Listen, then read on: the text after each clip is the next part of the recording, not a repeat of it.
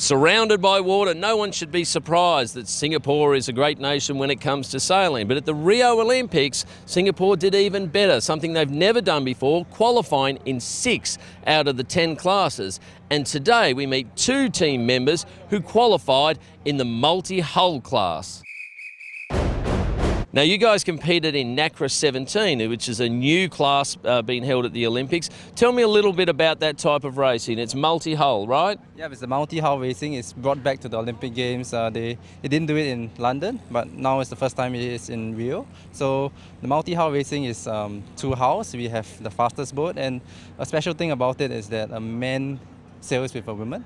So that's really interesting for our sport. And yeah, we have the fastest boat, and it's high adrenaline, high speed, amazing boat to sail. And Denise, tell me about the different roles that you each have, and what is it like to sail with Justin? He's the helm on the boat, so he makes most of the crucial decisions.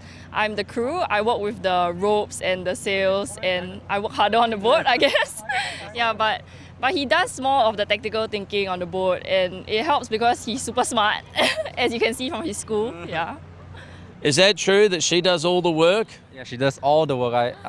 I essentially do almost nothing on the boat. Except thinking a lot. Now, you guys made a fantastic start. You finished second in your first race. You must have been pinching yourself. How did that feel? Yeah, we really shocked ourselves. It was an amazing feeling to cross the line in second place.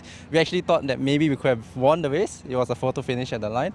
Unfortunately, we didn't, but we couldn't ask for anything more. To finish second in our debut Olympics in the first race, it was amazing. Yeah. How different were the conditions here with the wind and the water compared to sailing in Singapore? It's totally different. Like, there's so much current differences here in the bay, and like our coach was super focused on the current, the wind, and like Singapore is not like that at all.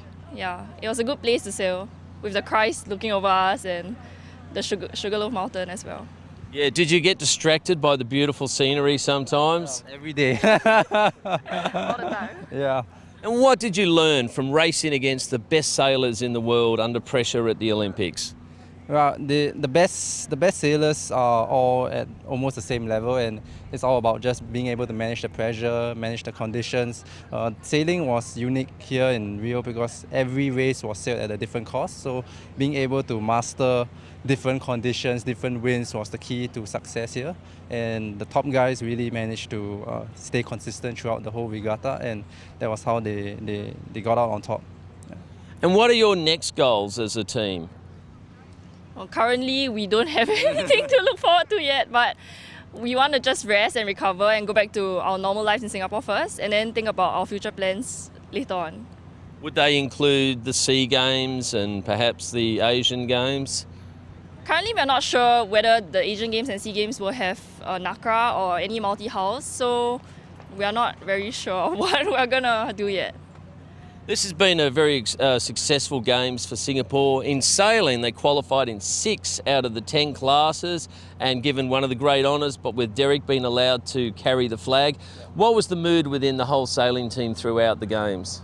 I mean, everyone. We had a lot of teams. We had a lot of sailors here. It was their first Olympic Games. There was 2 of them that was the second Olympic Games.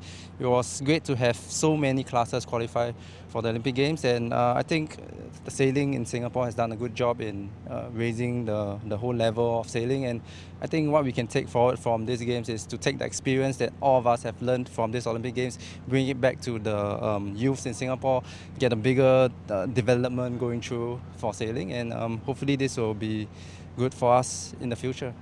With so many first-timers here at the Olympics, how do you see the future of sailing in Singapore? Well, I hope that all of us will continue for the next Olympics in Tokyo, and hopefully all of us will be able to qualify. So like maybe 9 out of the 10 classes will qualify for the next Olympics.